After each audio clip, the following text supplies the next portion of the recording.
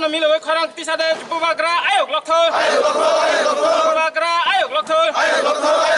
lo sinaro jotono मान गोनां जों नासुकजाक जों एक्चुअली थानाय 19 तारिख जे समायाव आईपीएफ दिथाय त्रिपुरा बर' जे खोथा लाइमोननि बिसिंग जों आसाखायो अ खोथा माने 19 तारिख आबो त्रिपुरानि कायसा त्रिपुरासोनि लाइबुमा आंनि थांनै जों आसामानि याबा आबो नुकजाखा सिनि जे आईपीएफ दिथाय त्रिपुरा मो थाकाग्लाय थांगानो जों थाका आबोनि बागै जों सिनि ईस्ट तेलमरा डिविजननि बिसिंतै जों जाते महाराजनि लामातै गेटा त्रिपुरा लेन्टिनि हिन्नाय एनै जों अबनो गुबै एंखानानै सिनि ईस्ट तेलमरा डिविजननि पुरा टीम जों दिनै राजानि अर महाराज बाय जों मालायना थायो हामबाय।